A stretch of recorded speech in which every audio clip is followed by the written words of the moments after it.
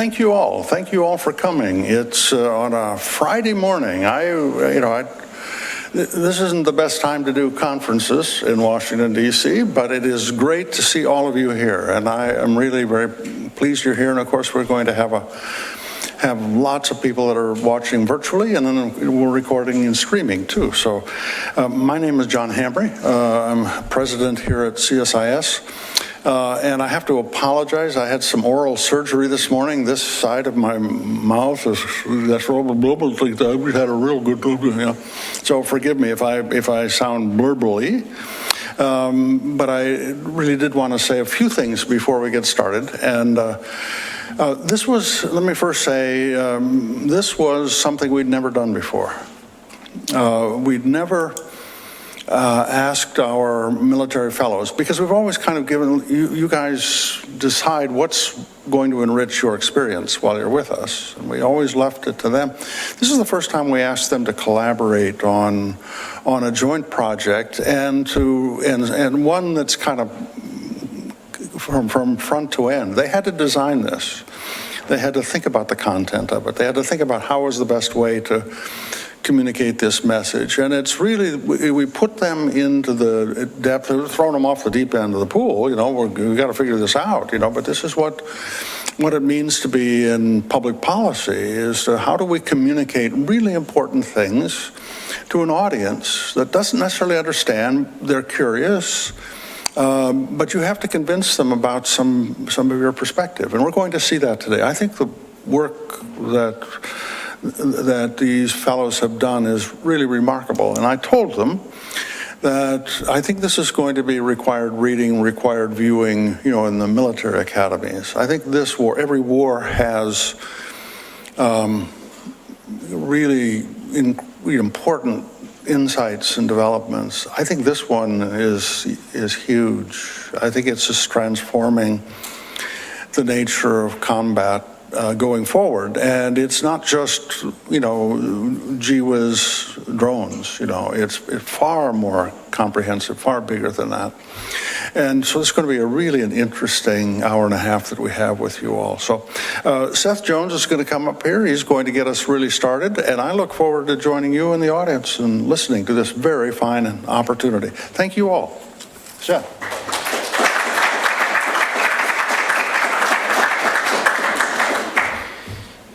Thank you, Dr. Hamre. You didn't say this, but I will. This endeavor by our military fellows was actually inspired by you. So I think it was you who came up with the idea of getting our military fellows who have experience at the operational and tactical level of warfare, and to pull out lessons that are going to be very appropriate and thoughtful about how the character of warfare is evolving. The U.S. has not been directly engaged in the wars in Ukraine, in the war in Ukraine, but has been indirectly involved in providing a range of assistance, intelligence. And I think one of the things that's interesting is that there has been some work done on the war in Ukraine, but what you'll see here, and based on the background of our military fellows, is their comparative advantage in really looking at the lessons at the operational and tactical level, and the application and the implications for warfare at that level. So what we're going to do is hand this off to Colonel Scott Pence from the U.S. Army, who's going to provide an overview, and he's going to tee up the video that you're going to see, and then we will do a discussion, including with audience questions on what they've put together, lessons from the Russia-Ukraine war. Scott, thanks for doing this, and thanks to all the military fellows for doing this. Really looking forward to the discussion.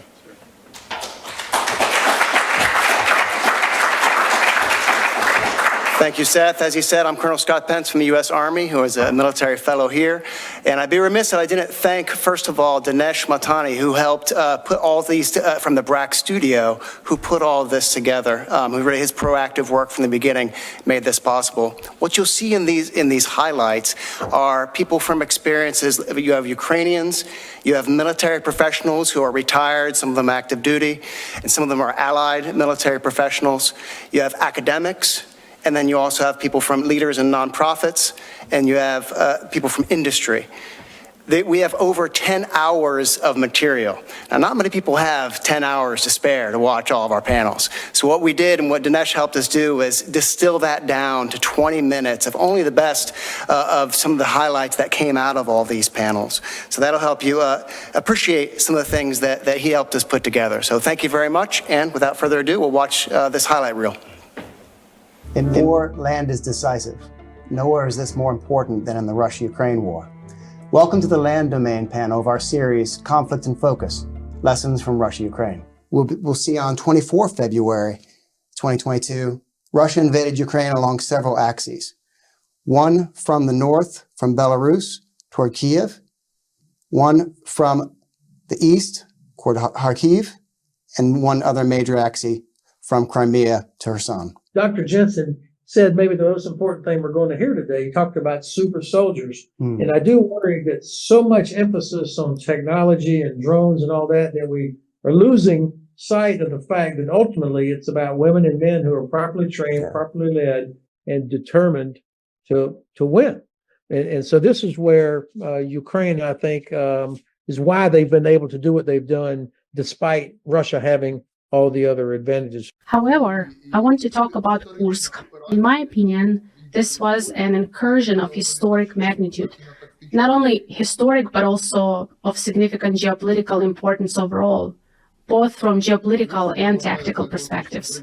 This is an example of what I call asymmetric actions. Instead of focusing our forces solely on fighting in the current territories, we redirected them into Russian territory.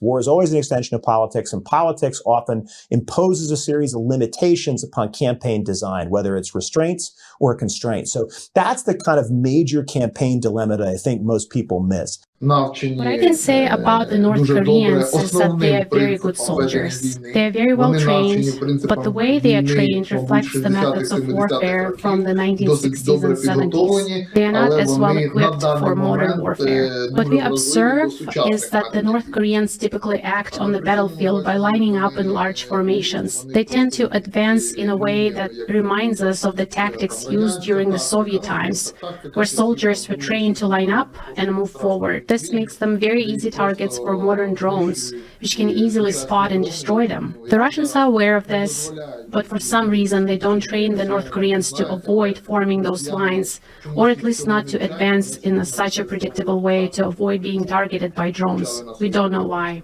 I'm not fully convinced that modern lethality is the most physically fit stud muffin killing the other most physically fit stud muffin. I'm not saying we sacrifice training and discipline and physical fitness in our formations. I'm saying that the North Koreans, who are insanely physically fit, are getting killed by people who probably wouldn't sometimes pass our own Army physical fitness test with a drone. So I think it also is a moment to pause and think about what actually generates real battlefield lethality in 2025. And, every video I've ever seen of drones blowing up tanks or armored vehicles, those vehicles were sitting out in the open where Ray Charles could have found them, and they appear to be abandoned. So it is definitely the end of poorly trained, poorly employed tanks. Absolutely. But I don't know that we want to learn the lesson that no more tanks. Just as we talked about earlier, what the Ukrainians were able to do, mass large armored formations that made this counteroffensive into Kursk. So let's make sure we learn the correct lessons. They're not as good as advertised, what we grew up to believe. And two, there's some disconnect, and it might be institutional, political, cultural, between who controls what we would call operational fires assets, so those longer range ballistic missiles and cruise missiles, versus who's in charge of the ground campaign. And so that means the other lesson now more at the operational level is it's going to be very costly and bloody to create any type of breakthrough unless you have brilliant deception like Kursk, or you're able to create that kind of operational fire synchronized with key maneuver corridors to actually conduct a large-scale offensive. Today, we look closely at lessons we can take away from the Battle of the Black Sea and discuss how they may inform future conflicts. Welcome to the Maritime Domain Panel of Conflict in Focus, Lessons from Russia, Ukraine. I think what we're seeing actually is that a nation with no navy has been able to defy a nation with one of the premier navies in the world. The overall erosion of the Russian Navy and the Black Sea Fleet is they've lost 40% of their fleet due to USV strikes, deep strike, and other activities that have eroded them. That it's an evolving fight, changing character of war with the drones, but this is not going to be a static fight moving forward. So again, this isn't something that Ukraine has locked in and is going to be permanently good. It is something that if you're able to stay ahead where the evolution of the fight in the maritime goes, these sea spaces are ripe for sea denial capability. Uncrewed vessels are a wonderful sea denial capability, especially in constrained waters and in close ranges. And what we haven't seen yet, and where I think their capability will dilute because you just can't mass as many forces, is over longer distances. We need to figure out how we employ them with our really advanced capabilities in the best sort of sequence and way to achieve specific missions. And that's where I think there's a lot of work that needs to be done and testing and experimentation that needs to happen, and where there could potentially be a revolutionary change, especially as uncrewed systems become more autonomous. It's clear that the battle in the Black Sea has enormous implications for our tactics, for our procurement, and for our allies. And I hope that we start to take some of the lessons from what Russia is trying to do to apply both to how we want to defend against that and then how we want to operate against potential Chinese unmanned vehicles. So we want to continue that integration for sure. I like what we're seeing for the Black Sea because it covers what's, I think, next is most important for us, which is additional experimentation and seeing how all these things work together. In the electronic warfare space, we see incredible rapid back and forth and changes in software and in tactics. The functional loss of Sebastopol, I think, has incredible geostrategic implications and perhaps may even be helpful in the settlement of this war at some point in the future. And that is a tremendous credit to Ukraine's Navy, to the assistance from their allies like yourself. And, Russia's just got to be aware that they do not hold a winning hand in the Black Sea. They've lost, and they can innovate a little bit here and there, mess around with their TAC air and helicopters, but they've lost this fight. The question is, what can Ukraine do in the near term to keep Russia on its back foot? There is no perfect platform here. There is no perfect tactic. It is really this combination and variation of tactics, capabilities, and integrated effects to continue to drive the opponent onto their back foot and force them to adjust to you rather than you having to adjust to them.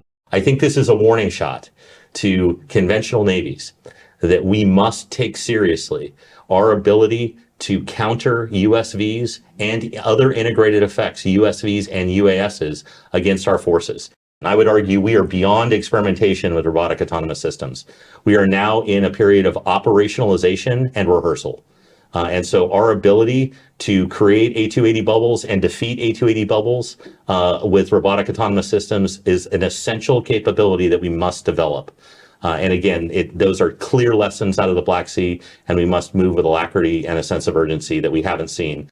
We need to find more cost-effective ways of countering these irregular and asymmetric tactics, as well as harnessing them and incorporating them into our own operations. The war in Ukraine is being fought by men and women with lives, families, thoughts, and fears. Welcome to the Human Domain Panel of Conflict in Focus, Lessons from Russia, Ukraine. Well, I think it's important to recognize, and I think the reason the war in Ukraine has got so much attention is the first epic land conflict of the 21st century. We can look back on U.S. operations in the first decade of the century in Afghanistan and Iraq, they don't compare with what we're seeing in Ukraine today. The length of the conflict, the number of casualties, the British Ministry of Defense reported that the Russians alone have lost as many as 430,000 killed and wounded last year in 2024. Staggering numbers. The Ukrainian somewhere significantly less than that. Numbers are in dispute, 60,000 or so. But this is a massive land campaign in Eastern Europe, of all places, and which was very unexpected, 5 years ago, 10 years ago, 15 years ago. Will is not something that you can measure.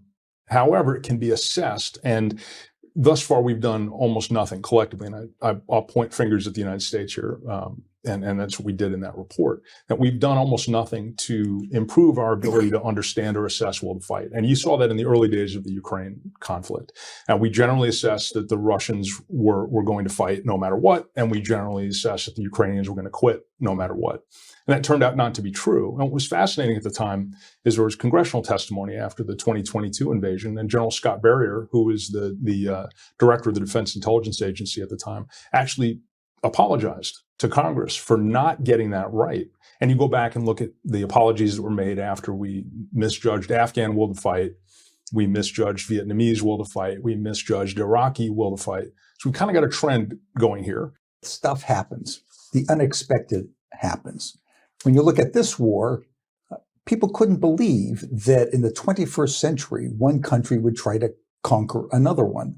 It seems so 18th century and outmoded, but that's exactly what happened. It's a very difficult conditions there because everything wants to destroy you. And we're able to recreate that for us to look at here. So imagine in the human domain, a type of drone like this that is observing your every move and is unjammable. What you see underneath the UAV there is a receptacle that can hold a fiber optic cable. I don't think the reality of what drones mean on the battlefield is really sunk into U.S. Army, U.S. Marine Corps, or special operators. It is a game changer, and it is not anything we've encountered before. We certainly haven't encountered the psychological impact of having, a machine looking at you all the time that is devoted to killing you, with an operator who's going to track you down on the battlefield individually, in some cases to kill you. There was a lot of expectation that drones would be important in the next conflict. Just about every thinker who looked at the future talked about drones. But what we didn't expect was that it was small drones that were going to be the real factor here. We were thinking more in terms of Predator and Reaper, the kinds of drones that we used in Iraq and Afghanistan. There's no doubt that tanks still have a critical role in the battlefield, and they're still performing the functions that tanks have historically performed, which is to provide shock, speed, mobile protected firepower up to the line of contact. The things didn't change. A lot of people thought that future conflicts are going to be long range, precision strike, push button wars. And what we're seeing in these clips is trenches and artillery. I mean, it looks a lot like World War I, but with some additional capabilities. The dog that didn't bark, and that is cyber. And it's not that cyber was not an issue here. There's been a lot of back and forth. The defenses that the Ukrainians put in place turned out to be quite effective. And then their work with civilian firms, like Google and many of the others, was very effective. But if you go back and look at the literature before the wars, people were saying, oh, the wars will be decided by ones and zeros before the first shot is even fired. And there's been nothing remotely like that. So I think we also have to watch for things that didn't happen as well as the things that happened. U.S. military invests more probably than any military in the world in planning and preparation for fights that it can imagine. What about the fights it doesn't imagine? How much time and energy and effort gets put into instilling a culture of rapid adaptation once you get in a battle where things don't look like what you expected, aren't the plans that you have made, take you offline from all of your anticipated outcomes? How do you make sure the force can quickly adjust to that? You ever ask somebody who's ever served in uniform or still in uniform, how good are we at learning lessons from wars? I think the answer is generally not terribly good, and I'm being kind. To be fair to the U.S. military, though, they immediately implemented this enormous Ukraine lessons learned program in stride as the war was occurring. I'm reminded of a quotation from an Army officer named Fehrenbach after the Korean War. And he made the comment that if you want to control territory, you can fly over it, you can sail around it, but if you really want to control it, occupy it, then you have to do it the same way the Roman legions did. That is, by sending your soldiers into the mud and to take control of it. And I think we're, again, seeing that in this war. The war between Russia and Ukraine is highly dependent on industrial-based outputs in a dynamic and rapidly evolving conflict environment, driving the acquisition cycle. Welcome to the Defense Industrial Base panel of our series, Conflict in Focus, Lessons from Russia, Ukraine. For example, in the area of drones, there is a major change in this competition every 6 months. So the life cycle is very short. And in all honesty, we in the West, including the United States, are just not keeping up. I see a big obstacle on developing self-sufficient Ukrainian defense industry. At that time was the outflow of human capital. Basically, a lot of really talented engineers from those construction bureaus and design bureaus, they migrated abroad. I think the main factor for Ukrainian success with drones and innovative technology is this, I would say, civil-military fusion. The iteration cycle is really fast. I would say for software-based weapon systems, it's even faster than half a year. It's like it can happen 1 week, 2 weeks. The way our requirements system operates in the United States military, for the most part, we are almost forced to fight the last war because those are the requirements that come down. And if you want to win the contract, you have to adhere to those requirements. And oftentimes those requirements are not informed by what is happening in today's world. What's happening at the front is just this utter proliferation. It raises a really interesting, I'm an old Marine grunt, I can't imagine fighting on a battlefield of the future where these things are just dominant.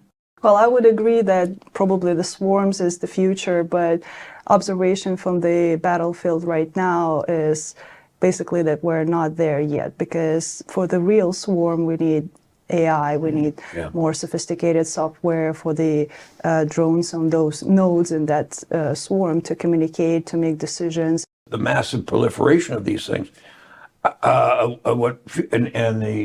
tanks are now vulnerable, and that was presumably because of the mobility and armor, the most survivable vehicle in battle. They're dying like crazy from drones. Again, it's about deterrence. And if we can't demonstrate that we have the capability to do something, that's how deterrence fails in war start.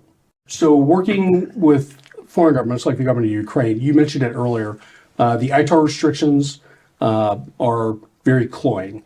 And so basically, if you have a small drone that has a thermal sensor on it, you have some form of ITAR control, whether it's full ITAR or EAR 99, you've got to get some sort of export license. And that significantly slows things down. Well, here's my ask, that the thermal sensor is a commercial item. You can literally buy it on Amazon. But somehow now when you buy a drone on Amazon and you tape them together, you've now created something that is ITAR restricted. Seems a bit ridiculous. So I do think the United States needs to review some of that. Over the past 3 years of conflict, modern warfare has undergone a remarkable transformation. Welcome to part 1 of the Air and Space Domain, a special 2-part episode of our series, Conflict in Focus, Lessons from Russia, Ukraine.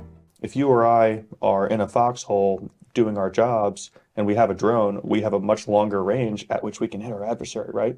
Because space superiority unlocks all the other key capabilities of our air forces, our ground forces, and our maritime forces. That's why those forces can be 40% smaller today, which is 30 years later, but more lethal and more effective, because space superiority is greater than the sum of its parts. We continue our in-depth exploration of modern warfare and strategic insights. Welcome to part 2 of the Air and Space Domain, a special 2-part episode of our series, Conflict in Focus, Lessons from Russia, Ukraine. The thing that is the really driving force behind the interoperability, the integration, and the ability to shoot, move, and communicate really stems from superiority in the electromagnetic spectrum. NATO and indeed Western air power has kind of come out of two long shadows. So the first one, which really now has been reset by the invasion, was the 30 years of we won the Cold War, which saw us conceptually and also physically disinvest. And the second, about 20 years long, was the impact of counterinsurgency or counter-terrorism campaigning. The war in Ukraine has demonstrated significant strides in data technology and the integration of new capabilities and commercial services in warfighting. Today, we examine the role of space and data capabilities in the changing character of war. Welcome to the space and data domain of our series, Conflict in Focus, Lessons from the Russia-Ukraine War. There was no domain where they were not superior to Ukraine. At the end of the day, the private companies themselves use their architecture to enable this delivery directly to forces in Ukraine and see the tactical use of commercial imagery on the battlefield. We need to be able to evolve our sustainment and logistics technologies to match the pace of plans and operations and intelligence functions. This environment has highlighted the primacy of decisions, and not just in a DoD context of being able to move 20% faster or 30% faster, but be able to move 1, 2, 3 orders of magnitude faster, both with the volume and the quality of decisions that you have to make integrated across warfighting functions. And if you are not innovating constantly, you are going to be losing anyway. So if you have a superiority in the data, then you have a huge advantage. So all the features that can help you and all the solutions that can help you in that is very valuable and important. For over 3 years, Ukraine, a nation of less than 35 million people, has blunted and resisted the aggression of Russia, a nation with a population of over 145 million. Though engaged in a struggle for its very survival, by leveraging the strength and talent of the entire Ukrainian population, Ukraine has not only been able to fight a significantly larger aggressor, but has improved its industrial base, grown its economy, and become a leader in the evolution of military technology. Today we examine the importance of leveraging whole-of-society actions to create resiliency, both prior to and during war, for our series, Conflict in Focus, Lessons from the Russia-Ukraine War. They stood because there was will. It's decisive, but it's a secret sauce that we tend not to pay much attention to because we're thinking about widgets and we're thinking about tech and all the things. Look, from here you can see the special damper inside, which is minimize pressure in chest area. And here special part which can protect another part of your body.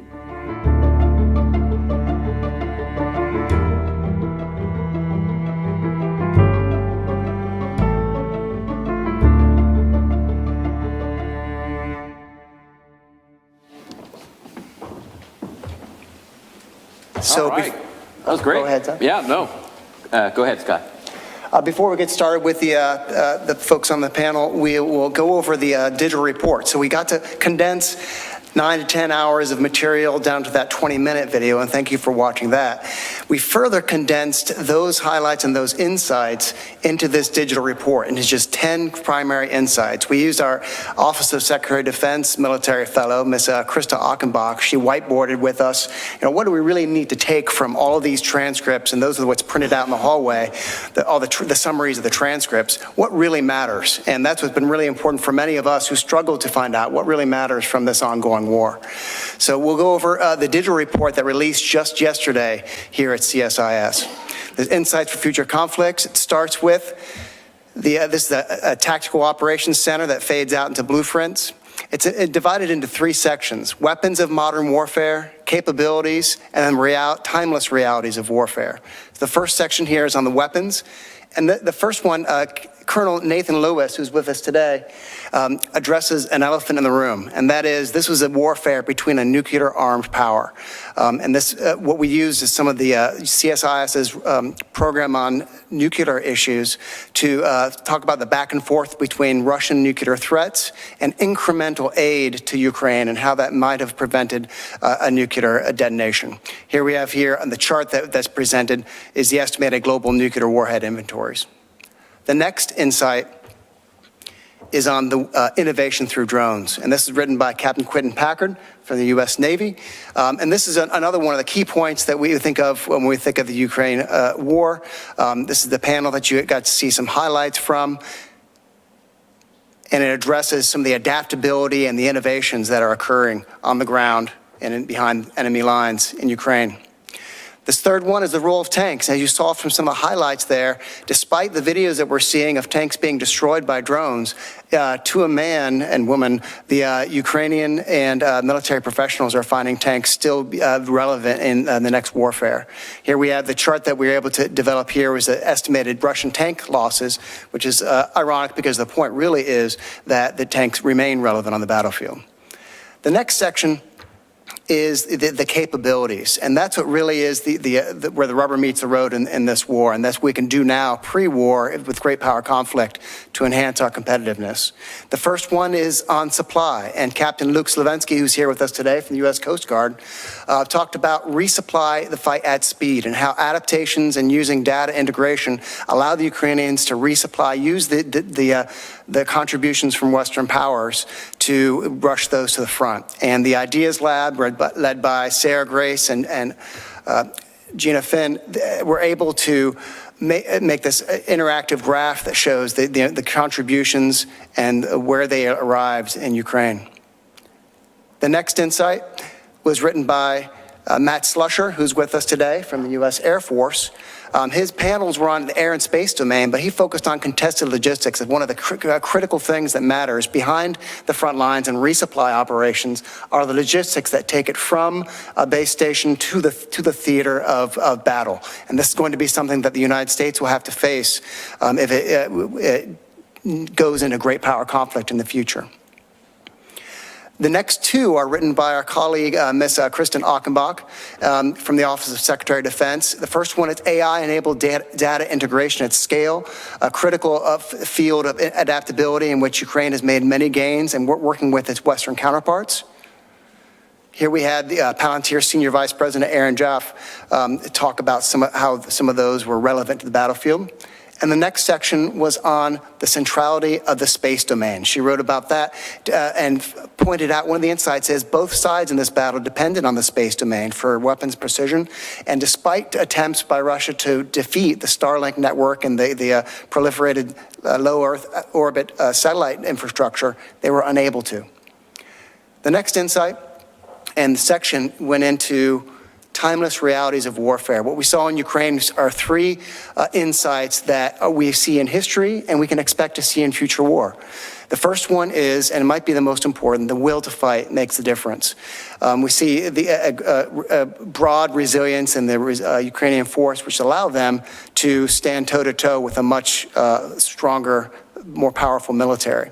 The graph, the radar chart that ends this section really conceptualizes this. This is a comparison of key conflict variables with Ukraine relative to Russia. You see Ukraine there in yellow, and then Russia is plotted there in blue. So you see by population, by GDP, by firepower. We put those together to find just what a stretch Ukraine was doing in going toe-to-toe with Russia in this war.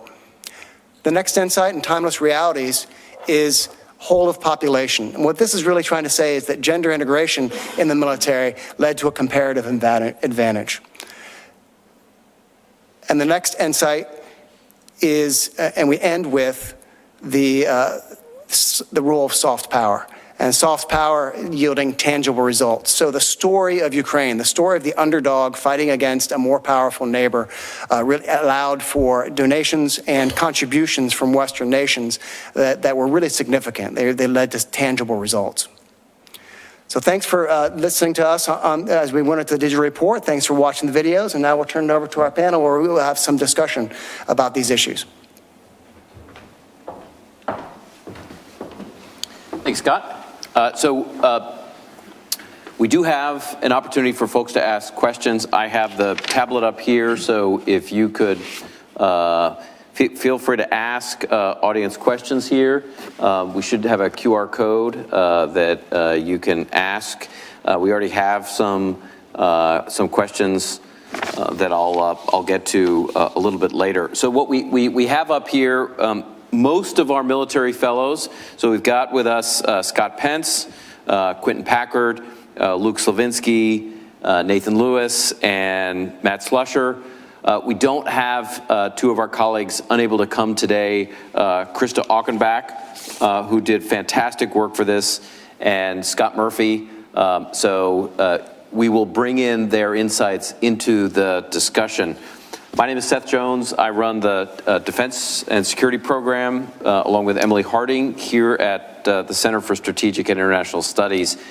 I think what's been interesting in just watching all of you conduct your research analysis and then move into the video and the written component of it is how comprehensive you've been in covering a range of the domains, but also that you've been able to go deep into a number of different areas.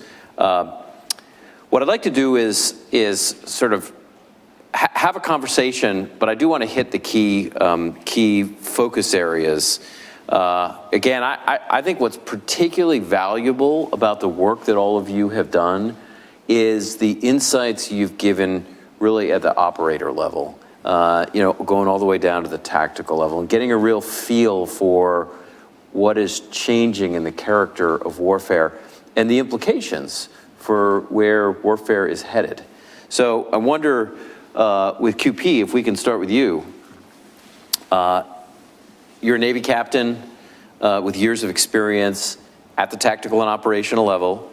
It's been interesting to me, and you showed a little bit in the film, that while the Russians, certainly before the war, I think had most assessed, understandably, dominance in the maritime domain, that actually they ran into massive challenges in the Black Sea. And the Ukrainians were remarkably successful, essentially operating without a navy against the Russians. So what are your takeaways on the maritime domain of war? Yeah, thanks, Seth. The Ukrainian fight in the maritime, even more so than I think in the air and on land, is an epic underdog story. As it was alluded to by you and also in the video, when we say that they didn't have a navy to begin with, it's pretty true. The Ukrainian Navy was captured, majority of it was captured in 2014 when Russia seized Sevastopol. And so the remaining ships that they had, and ships is kind of an overstatement, it's more patrol boats. They had one flagship, which was a 30-year-old former Soviet destroyer, which in the opening days of the war, they took a dangerous gambit and they scuttled their own ship in an attempt to ensure that the Russians didn't seize the ship and use it to their advantage. So, starting from a place of having really no navy to speak of, they then embarked on a irregular, asymmetric warfare campaign where they have seen almost continuous success in the Black Sea that really can't be overstated.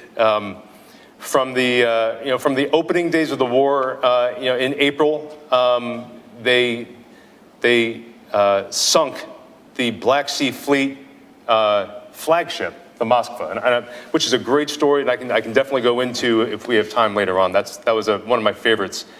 But from then on, leveraging both cruise missiles and then, a little bit later on, the development of USVs, unmanned surface vehicles, which is a fancy way of saying maritime drones. They have kept Russia on the back foot, and they have maintained the initiative throughout the entire campaign.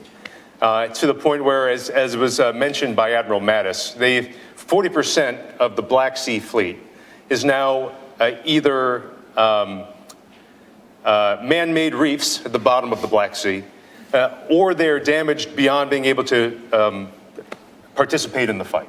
You know, one of the things, QP, when I was in Ukraine last year, and the energy minister was walking through in President Zelensky's office, was walking through the strikes, the cruise ballistic missiles and the drones that were targeting the electricity grid. They were coming from the air, so cruise missiles launched, for example, from aircraft, or ground-based launches, you know, or certainly drones along those lines.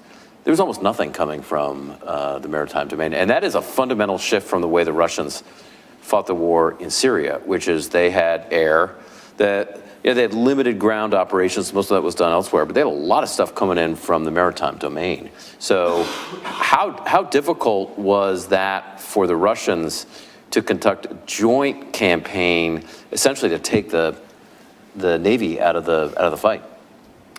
The Ukrainians? The Russians. How difficult for the Russians was it to fight basically with their Navy out of the fight? Yeah, so that was one of the strategic objectives that they had that we went into during my panel, which was they wanted to use the maritime in order to launch effective strikes into Ukraine because they had enjoyed that success in the past. And so it really, you know, the Ukrainians succeeded not only in stopping them from conducting an amphibious assault, which the Russians were poised to do, but really pushing them out of the western half of the Black Sea, pushing them back even out of Sevastopol, which is where they had their headquarters, back to Novorossiysk, which is in another 200 miles to the east. It really hamstrung the Russians and all of their strategic objectives through this asymmetric warfare. It's fabulous. Yeah, interesting. Well, and we may come back to the joint efforts in a moment and some of the challenges the Russians face. But Luke, Coast Guard captain, you focused on something a little broader than many of the others, which they focused on different domains of warfare, and you looked at the industrial base. So what industry, from your perspective, what do industry leaders in the U.S. need to take away? What lessons from the Russia-Ukraine war? Yeah, thanks, Seth. Again, it was fascinating to lead an overarching panel. I think everyone's domain depends a certain amount on logistics and supply, and industry being able to provide what's needed to support the fight. I think the key takeaway was the speed that's necessary in the acquisition cycle, from requirements all the way through delivering what it is that frontline soldier needs to win the war. That happened at a speed that I don't think global conflict has seen to this point. And you know, initially the Ukrainian industry was unable to provide the artillery, kind of the standard munitions that Ukraine needed to hold Russia off. And it forced them to pivot to drones, right? Like drones is a big buzzword here as part of the Russia-Ukraine war. But it's not necessarily going to be drones in the future. It might be something else. And as there were many comments throughout the panels of, you know, essentially big lesson learned, something happened in the conflict and they had to pivot. Ukraine pivoted to drones, and they were able to construct them now. I think they're constructing, maybe 5 million is their goal. And that's domestic. They're now able to domestically produce drones on a scale that I think Europe, US combined, we can't even come close to touching that. And the other key aspect was the fight on the front line is changing week to week, day to day, almost hour to hour. And the type of drone that might be needed, the type of technology might change between, you know, we need a maritime drone, we have a land attack conflict that's happening, and it's different. And Ukraine is able to take their drone platforms and adapt them, you know, make them ISR, make them attack. And they can do that on the fly. And they also brought technicians in directly to the front line in drone workshops where they're able to repair the drones as well as update them as necessary to keep pace with the speed of changes from their adversary in Russia. So one issue that certainly came up, and I was going to see if I could pull Scott in along these lines and others if they want to jump in, is, you know, the U.S. industrial base was taxed during the war. I mean, one of the good examples of this, probably 155 millimeter rounds. So, you know, we had over the course of the first 2 to 3 years of the war, we had in at CSIS Bill Plant, Undersecretary for Acquisition and Sustainment. We had Doug Bush, Assistant Secretary of the Army, in to talk through the efforts that the U.S. military made, including the Army, on shifting to how do you supply an army and a military fighting in a protracted war, not just a war that may last a few weeks or months, but years. So just curious, how did the Army sort of evolve in its thinking and action in keeping up with, you know, constant munitions going through, or equipment breaking down, the need for additional logistics and supplies? Because the industrial base hit all the domains.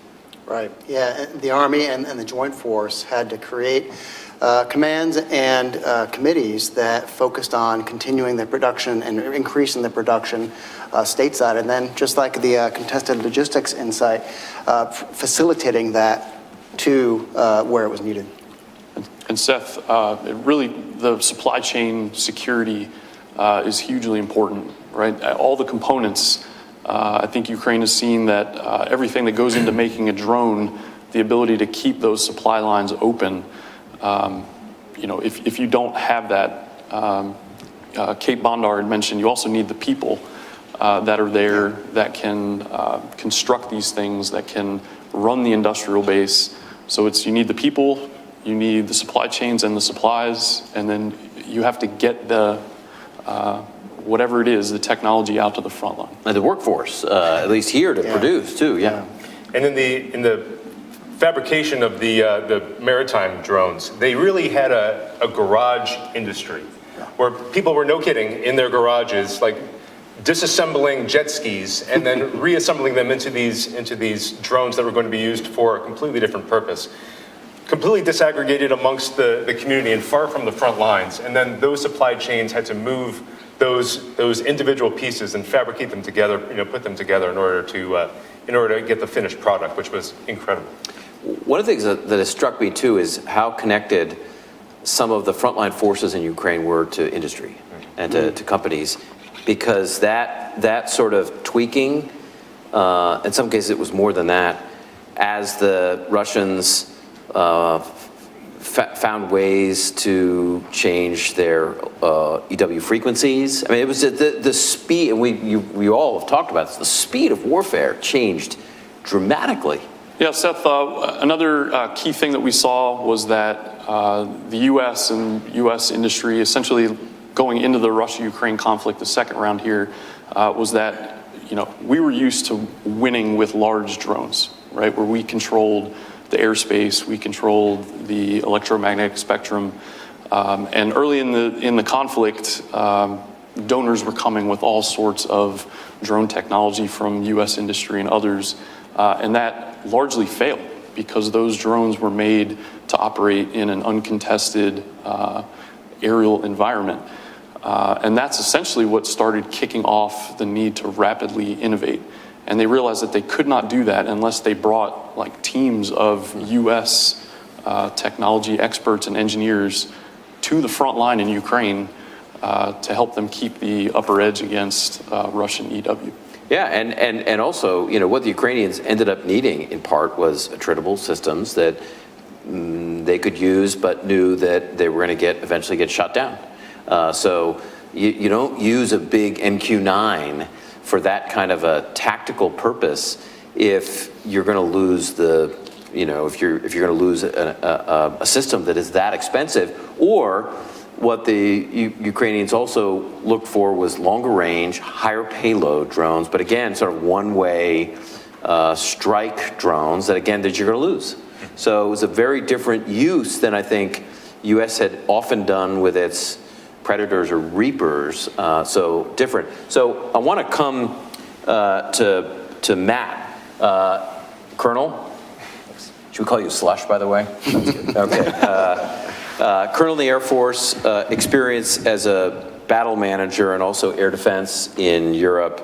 Your panel's focused on air domain. I found it interesting actually tracking Russian air operations in Syria, including their use of the reconnaissance strike complex, how much they struggled in Ukraine. They failed to establish air dominance in the war. I think there were some questions about how well they did air-land battle and integrated with the Russian land forces. But as you look at the Russia-Ukraine war, what is your sense about some of the primary insights and ones that came from your panels? Yeah, thanks, Seth. So I interviewed 4 very smart, relevant experts across 2 different episodes. But if I had to kind of summarize or boil that down, and a lot of people here have been, I think, reinforcing and hitting on it, and that's air superiority. And I think that it is not guaranteed anymore. I think it's a luxury that the U.S. has had for decades. And I think it's been taken for granted, and there's evidence of that.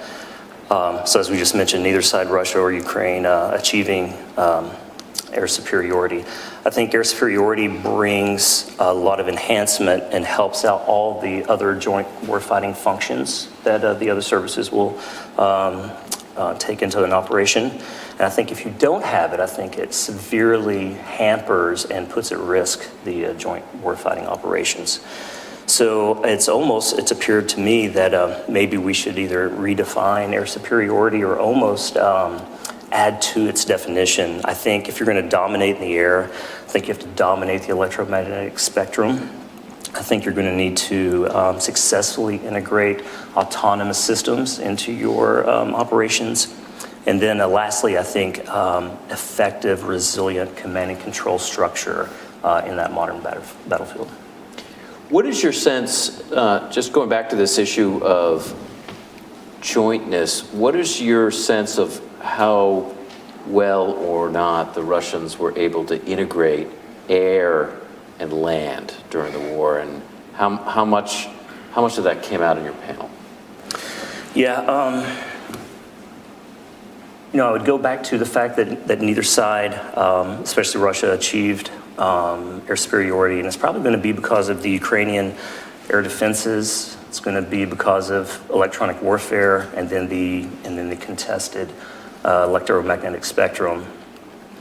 I think in the future, or for either side with the current operation or us going forward, I think we're going to need to either side's going to have to secure their communications, secure their GPS targeting and navigation, and secure their sensor data, because all of those things are vulnerable to jamming and cyber attack.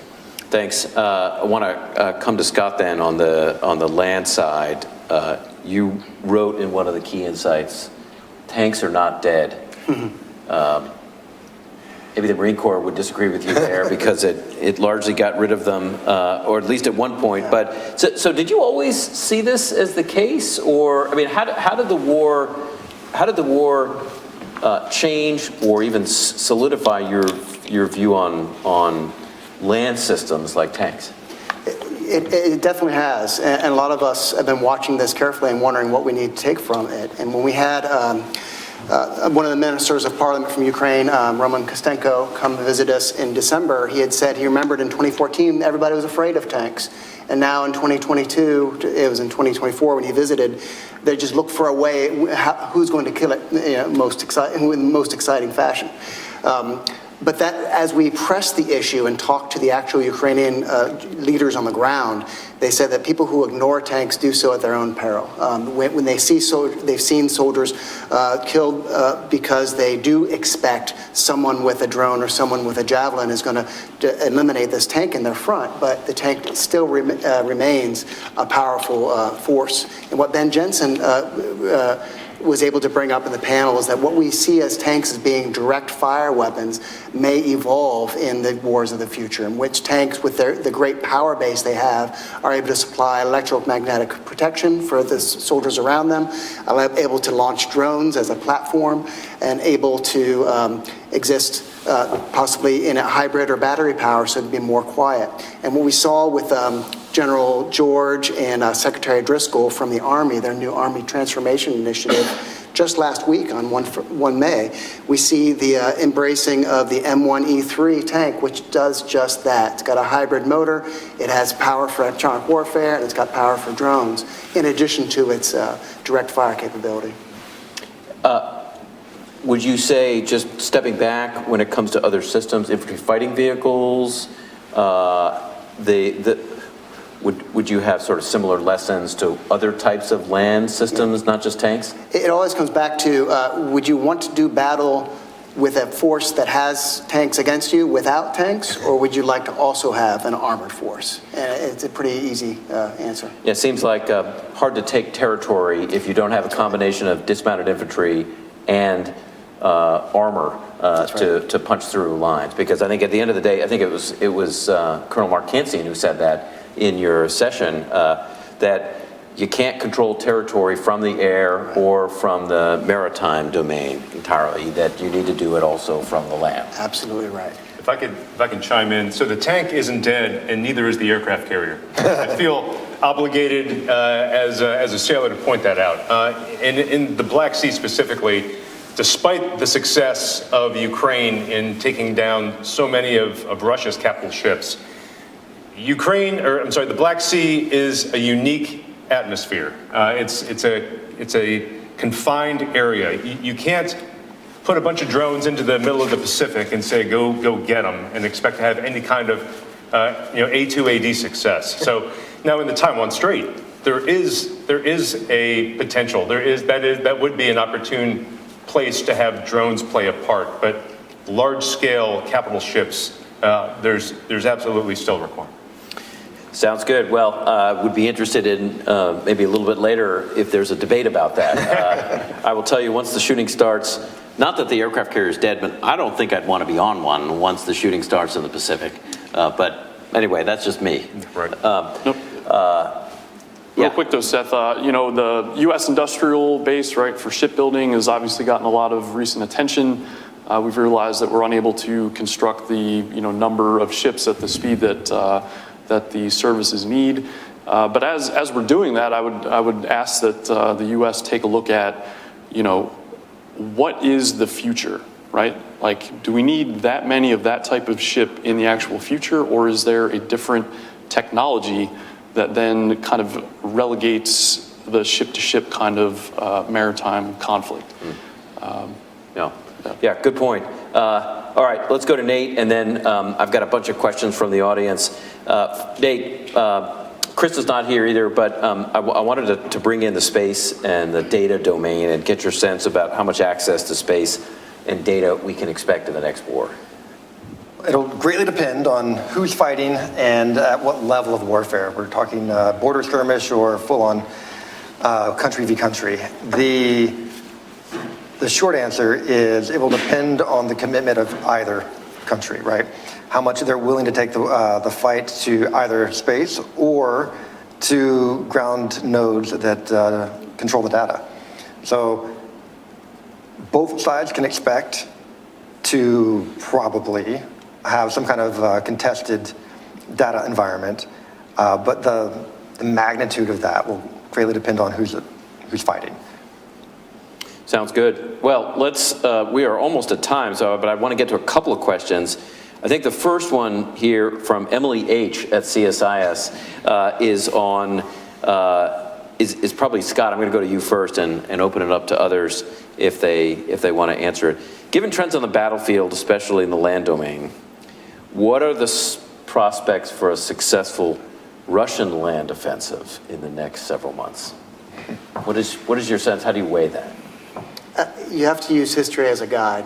And as you look at the Institute for the Study of War does a great job of tracking day-to-day territorial advantage, possession in the ground in the Russia-Ukraine war. It's a map that, as you look at it, it changes a whole lot in February of 22, and it hasn't changed much since 2023 when Ukraine regained many of the lost territory.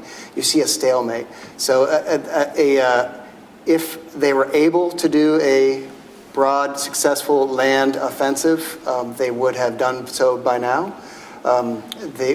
I would say, and you can't predict the future, but I would say they would probably be repulsed just as they have time and time again from some resilient Ukrainian defenses. How does this, the Army, or if Scott were here on the Marine Corps, what is your sense about the challenges of this war for maneuver? I mean, it has been the Russians have struggled in maneuver warfare. What and you sort of you're raising the prospect that it probably is not going to get better, at least from your perspective. Would the U.S. fight differently, or how? I mean, what do you take to be a lesson there? One of the root causes of why the Russians have not been able to mask their effects and fight the doctrine that we've trained to fight against is that they're still leading with a very Soviet centralized doctrine of top-down control. What the Ukrainians have embraced and what the U.S. has in their doctrine is a mission command philosophy of command and control, in which you have individual initiative at the lowest levels, and then you have lower level commanders able to take acceptable risk when opportunities present themselves in the battlefield. So as long as you have a free-thinking enemy with some equipment against a non-free-thinking enemy that's dependent on higher-up commands, you'll always have that disparity of advantage. We saw it. And then I got a question for you after you're done. Oh, sure. And we've seen that, like pushing authority and responsibility kind of like further down the acquisition chain as well on the industrial side, where Ukraine had a singular domestic defense production industry, and that has now just spidered out again into these, capabilities of producing millions of drones in multiple factories, places, sources of supply. Again, and there is risk there when there isn't a robust control of the capabilities requirements cycle. In the U.S., we know that especially for major systems, can be an 8-year, 10-year process, but the speed of war is moving far too fast. And again, some of that risk that has been part of Ukraine's success in pushing it down to lower levels has been pivotal. So one follow-up question for you, and we're about to, this may be the last question depending on the timing. This is from Nicholas from Johns Hopkins Applied Physics Lab. And the question is on the industrial base. And so you covered this, and a number of people may have touched on this as well in their work. Has the absence of a military-industrial complex in Ukraine enabled the Ukrainians to have more agility on the battlefield? And if so, does the presence of the U.S.'s military-industrial complex constrain American agility? Interesting question. Yeah, it's certainly an interesting question. And I think, Seth, that had Ukraine been able to do it over again, they probably would have wanted to have a construct where they are now, right? And I think that we probably see that as well in the United States, that our industry, our 10-year requirements process, we recognize that it's just not going to work in the future. And there's been several recent executive orders with reforming acquisitions, building up the maritime industrial base. We recognize it, but I hope that we're able to make our processes, rules, laws, regulations reflect what is actually going to win a future conflict. Yeah. Last question, I'm going to ask everybody, just keep a short answer. Same question for all of you. This comes from Mark at CSIS, which is, and maybe starting with Nate, we'll just go this way. Just real briefly, what was your greatest surprise in doing this research? Quite simply, the level of individual commitment through every Ukrainian, from raising funds to buy more drones, from pitching in and doing some part of the military effort, even if it wasn't directly building drones or going straight to the battlefield. Everybody's involved. And that says a lot about their country. Yeah, it sounds a little bit like part of what Ben Conable in the discussion was getting to in his Will to Fight comments. Right. Yes. For me, I would just say, just what a point in the history timeline that we are, an inflection point of just where things are just transforming so fast across all domains and in technology. And it's just glad I'm here to witness it. Sounds good. And mine goes back to the tanks. I set out to prove, to prove or disprove whether they're still relevant in the battlefield, and I had an inkling that they probably were going away, and all I found were more and more evidence of why they were remain relevant. Sounds good. So is yours going to be aircraft carriers then? No. Okay. No, it's going to be maritime drones. The success with which Ukraine has both written the book and then continued to evolve the use of asymmetric maritime drones and the success that they've had from that. Sounds good. Luke, you get the last word. Oh, thank you. So at the end of my panelists talked about drone swarms. They're not necessarily there yet, but I think the role of AI on the battlefield, we recognize that will be necessary to control a swarm of any type of unmanned system. And it's dangerous when there's drones that are able to kind of pick off ones, twos on the battlefield. But what does that look like when now there's 1,000 of them and they're coming at your formation? So scary. Thank you very much. We can't finish without also thanking the iLab and the production folks led by Dinesh and helping put all this together, and also Krista, not able to be here, and Scott, also not able to be here, who were instrumental with all of you in doing this great work. Thank you all for attending. If you could join me in thanking this illustrious panel for the great work, not just that they've done, you can see it here, but all of the video work that they've laid out. On the way out, for those here, please pick up a copy of their primary conclusions. But if you could join me in thanking them, please do that.